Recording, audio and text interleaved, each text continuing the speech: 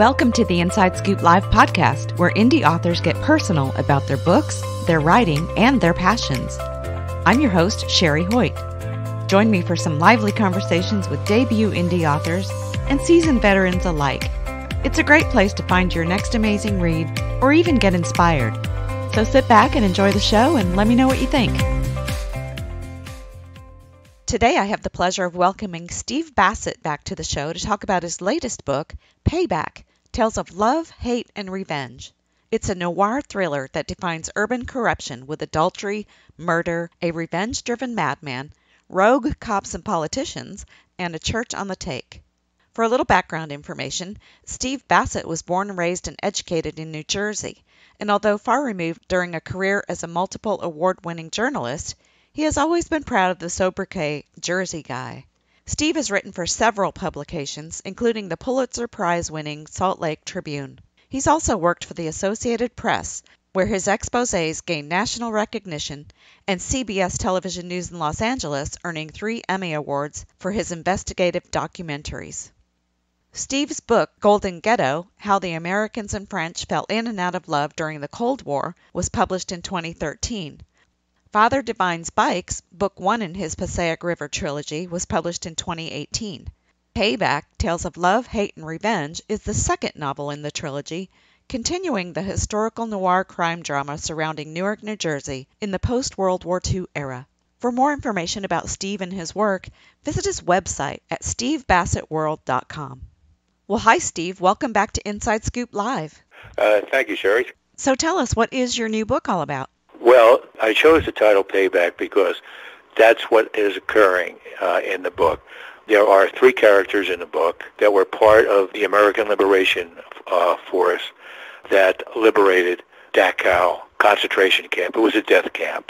They had the gas chambers and whatnot. And as a result of that, with a brilliant but insanely revenge-filled look at life as a result of what he saw, they decide that people in the United States who were part of the pro-Hitler, pro-German population before the war that supported Hitler, they had to be paid back too.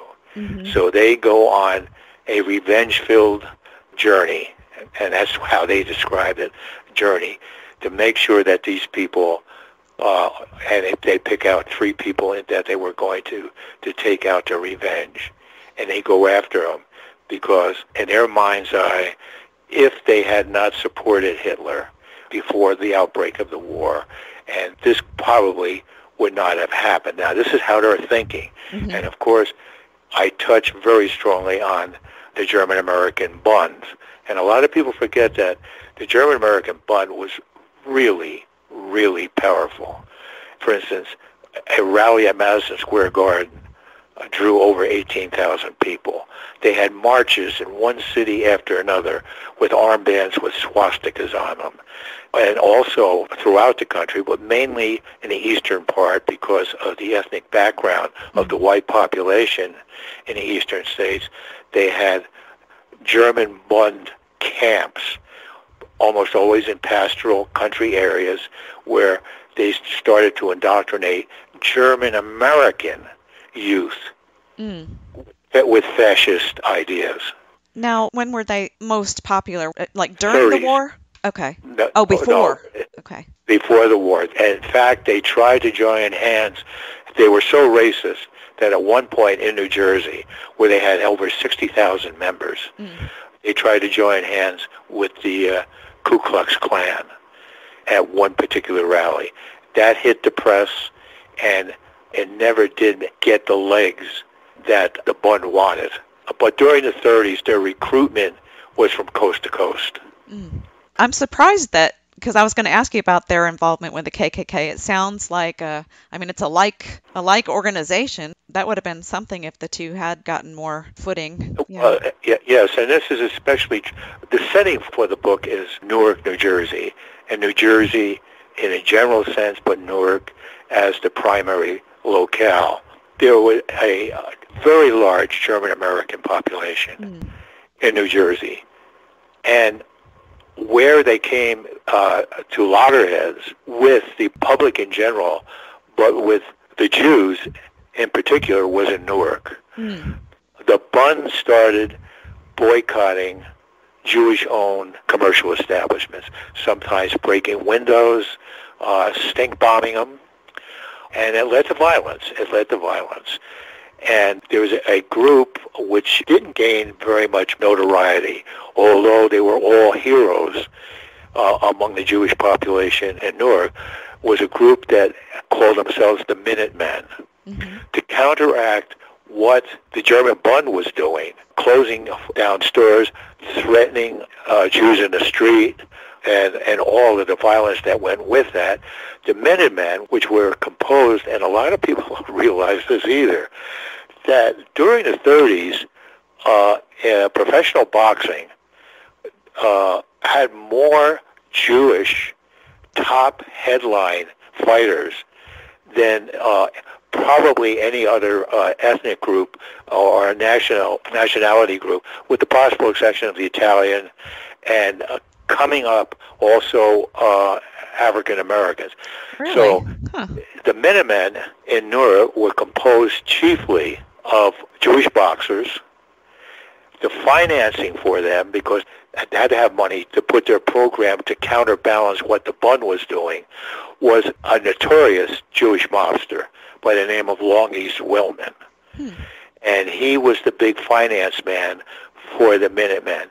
And Swillman was one of the mob overlords in Newark, along with another one who is mentioned in the book, Richie the Boot Boyardo. Oh, yeah, yeah.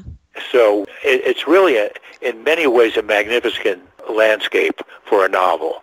You have mobsters, you have Jewish boxers, you have German-American Bund out to destroy Jews in Newark, you have redlining, and you have a madman loose in Newark with his recruits hunting down Bund members to kill them for payback for supporting Hitler and fascism. Yeah, yeah.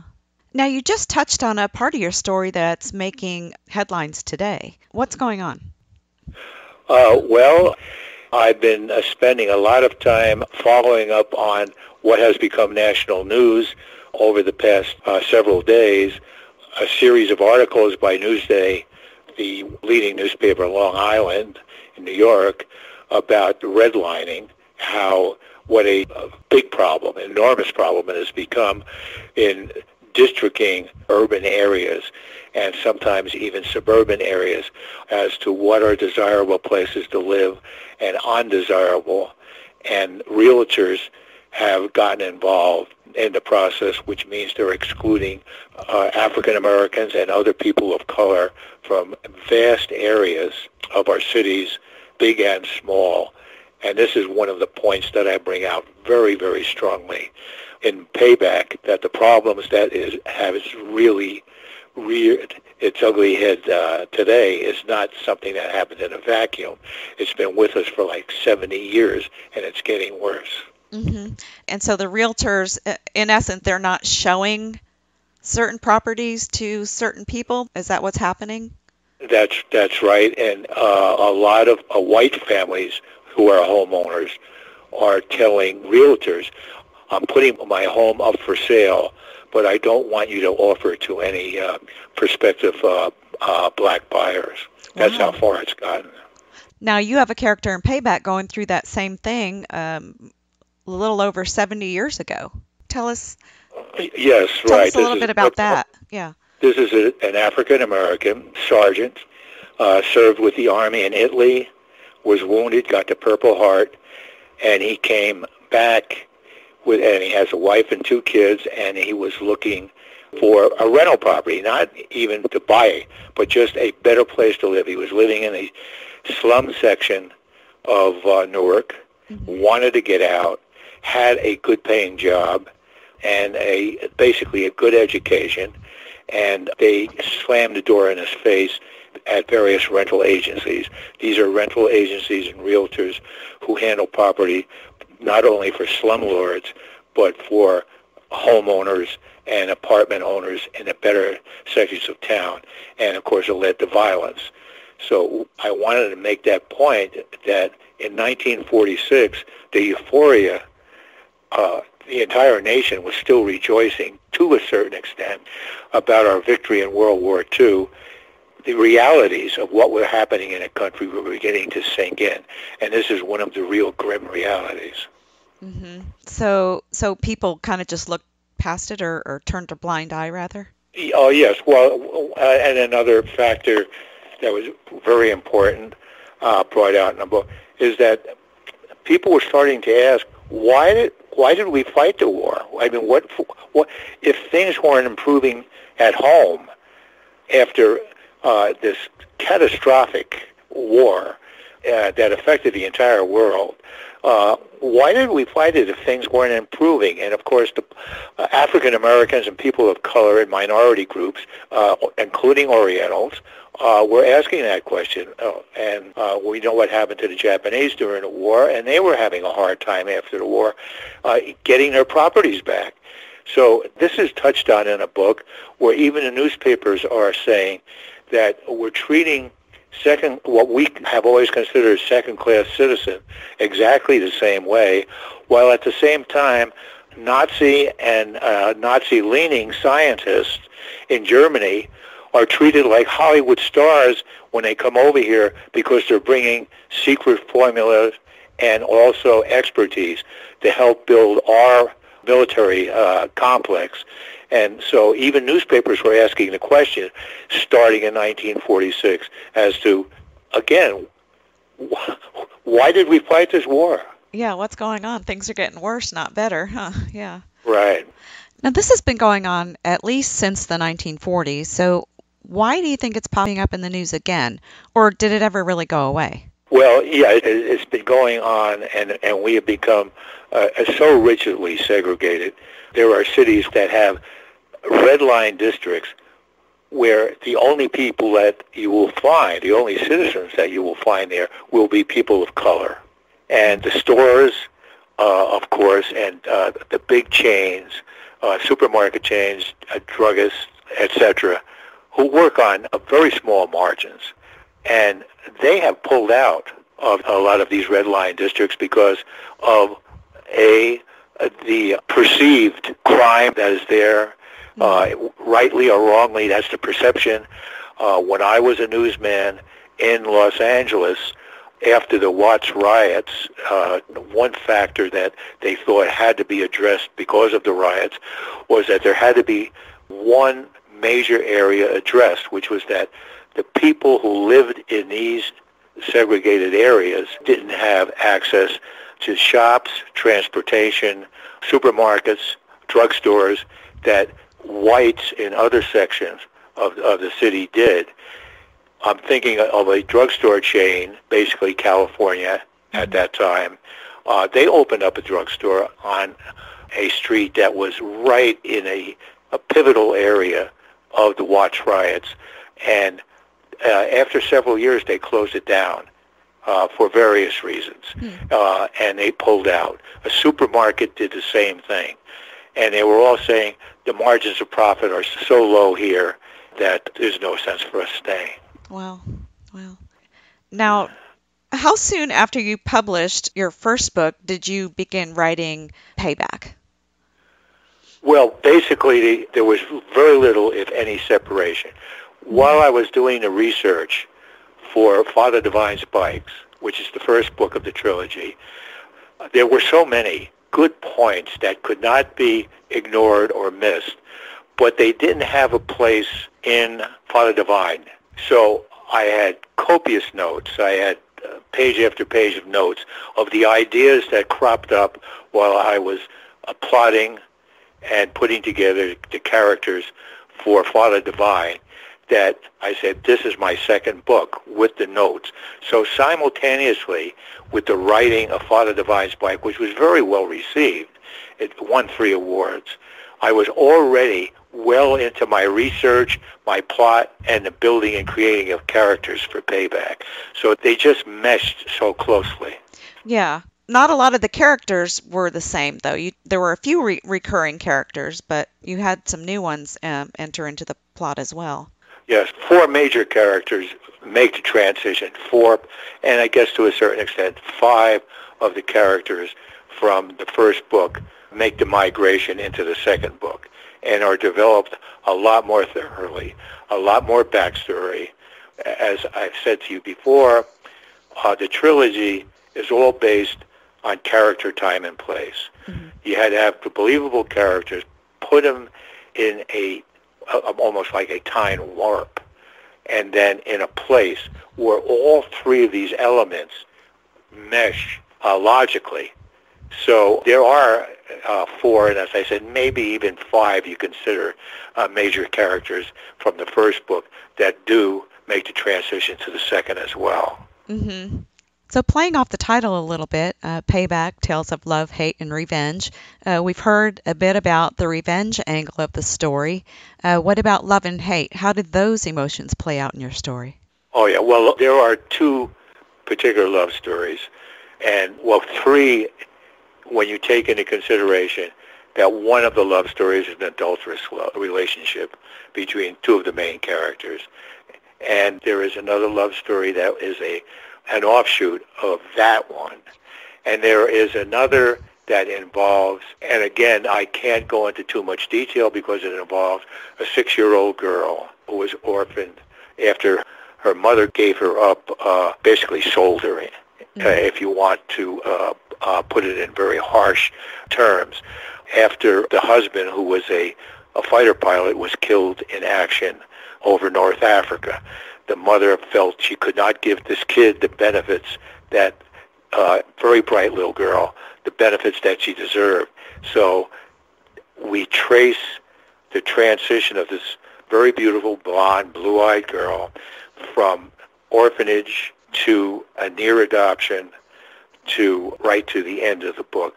So she is a recurring glue that holds a lot of the plot lines together. But that becomes a love story.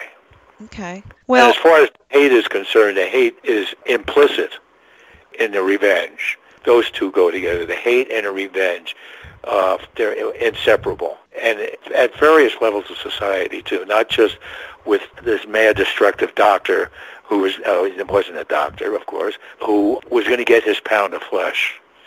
And so it wasn't just on that level, but it was also the African American and how he reacted to being lied to, bold-faced lies by realtors who said, we don't have anything available for you, where he was basically sucked into this whole redlining system and the hatred that engendered with him. Yeah. So there's very little differentiation at times between love and hate and how quickly they can change. Yeah, absolutely.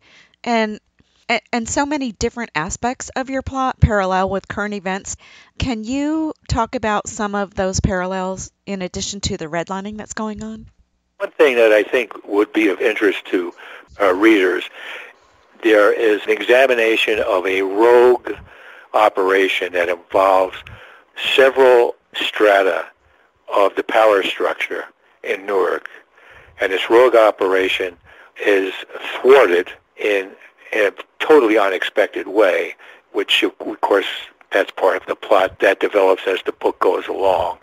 And when I say that there were various elements, how easy it is for government agencies, officials, to turn rogue.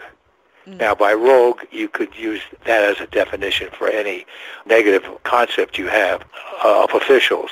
That would be government officials anywhere from local to county to city to national. And that is very much in the news today.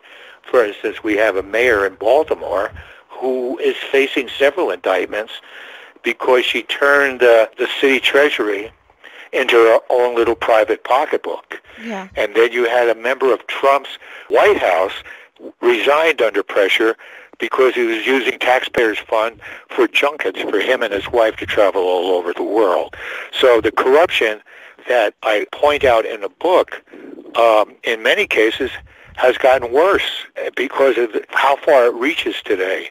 And although this is a perspective that I believe has more than just a little bit of validity, is that all you have to do is say that you're sorry, regardless of how you might have gutted the Treasury and absconded with public funds, just say you're sorry. I'm really a good man. I'm real. Or as President Nixon said, I'm not a crook. You know. Yeah, right. So that is touched upon, because I'm often asked how the shortcomings, the societal shortcomings that we have, how are they corrected, if they can be corrected at all? I say, and I've always said this, that it has to start with a keen realization by the people at the top, understands and are willing to face the problems that are confronting the people on the bottom. And that's not happening anymore. Yeah. We have sadly become a country where we're numbed to mass killings. Yeah. Oh, I know. It's incredible. Life just goes on. Yeah.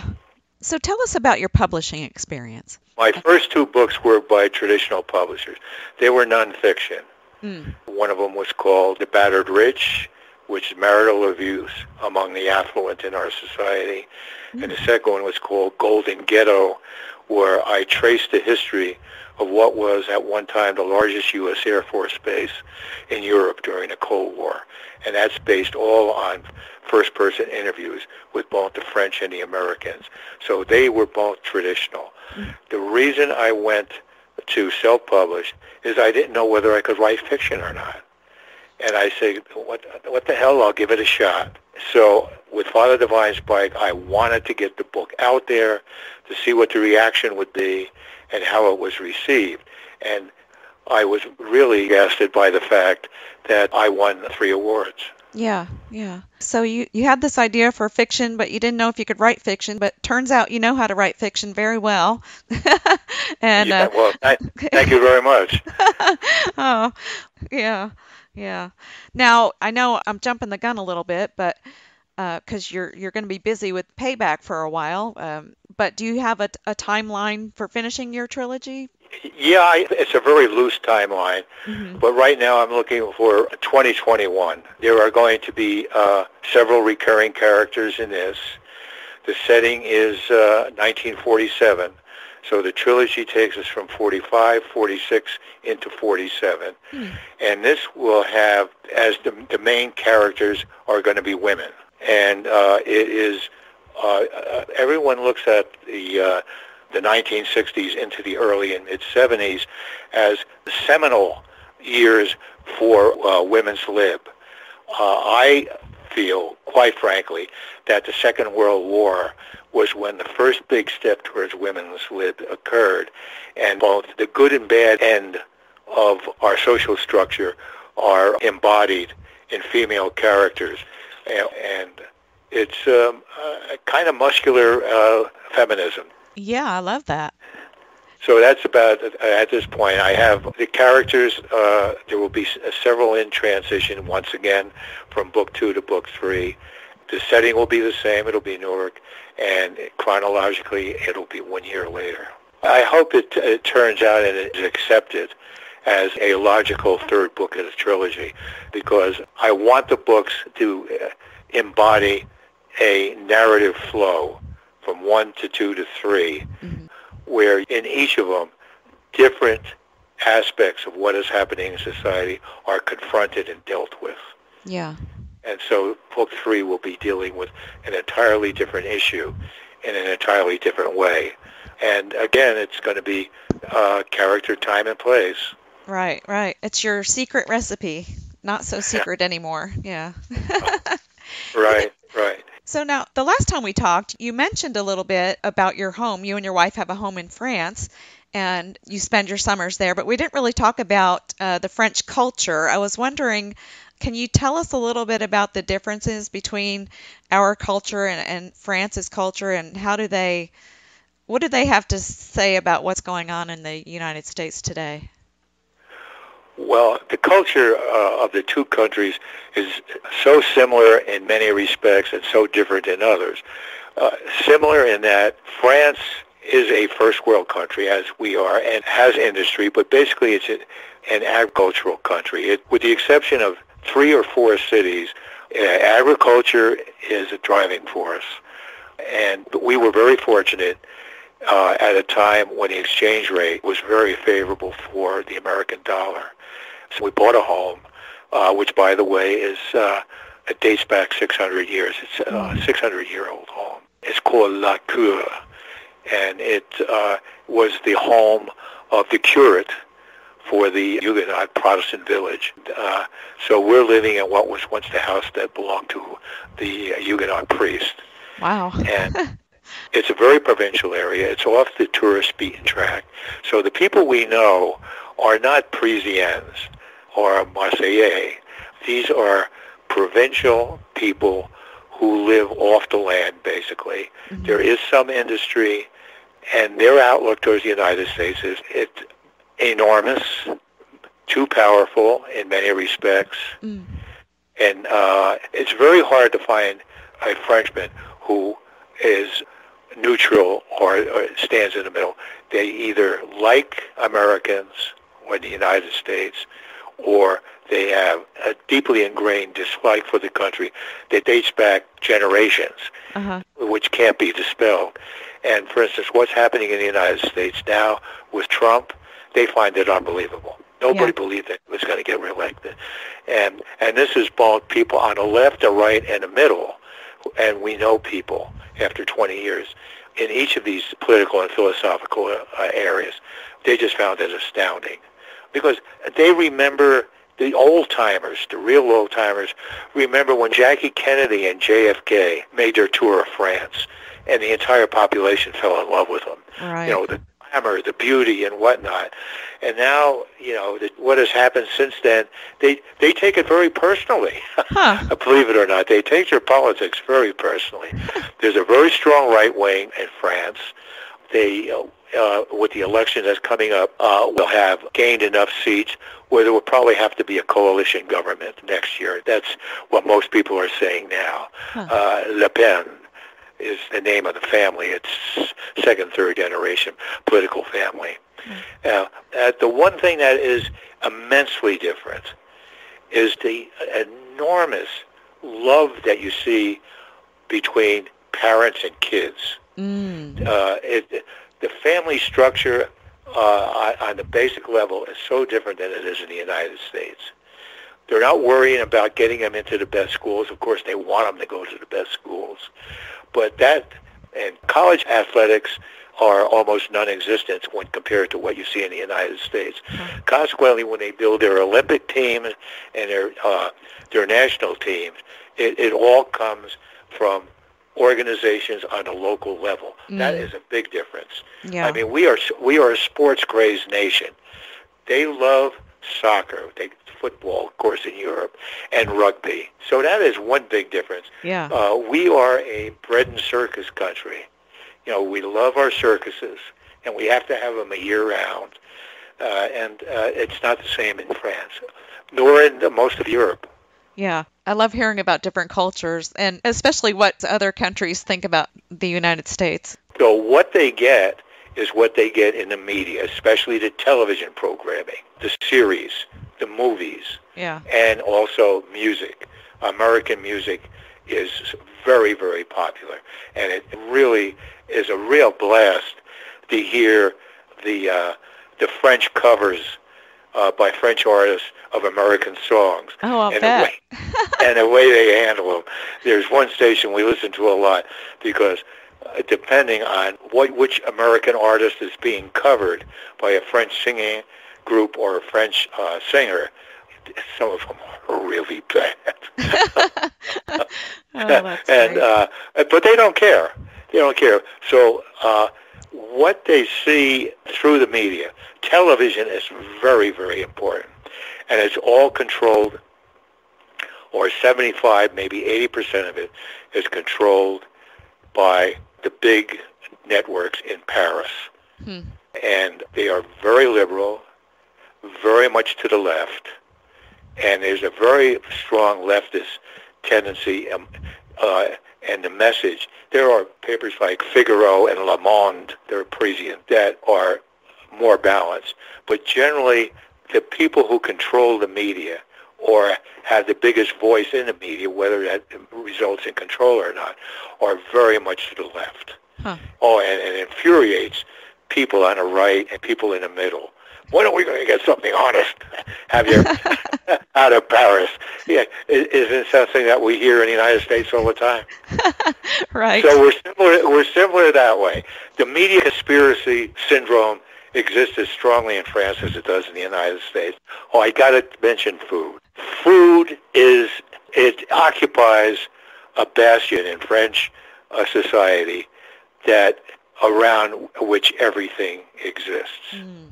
Now, I'll give you one example. Sunday lunches with the family are almost endemic. We know of one couple that was engaged. This is a college-educated couple. Okay. They were engaged for a number of years, waiting until they solidified themselves in their jobs. And it was very, very important that they traveled every Sunday to her parents' house for Sunday lunch. It's a big thing. And they didn't go to his house because he was from the southern part of France, down in the Riviera. So that was out of the question. There was no way they would get there. But it was very important that they went to dinner at her home. So he was promoted, a real big promotion.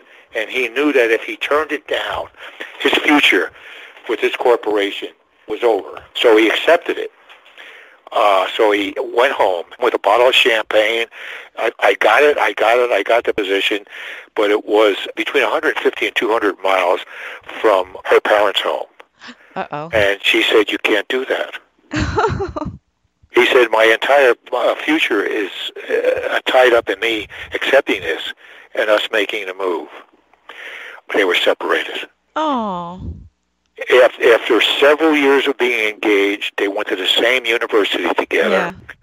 And the fact that they would be moving that far away from her parents, that the Sunday lunch was no longer going to be a reality in her life, she said, "Bye-bye. Can't do it. Au revoir." Well, Steve, we need to wrap it up, but it's really been a pleasure talking with you again, and I love your stories, and I just want to thank you so much for sharing the news about your latest book. Take care now. You too. Bye-bye. Bye-bye. To our listeners, thank you for joining me today on Inside Scoop Live for my interview with Steve Bassett, author of Payback, Tales of Love, Hate, and Revenge. For more information about Steve and his books, visit his website at www.stevebassettworld.com. And be sure to check out our other interviews at InsideScoopLive.com.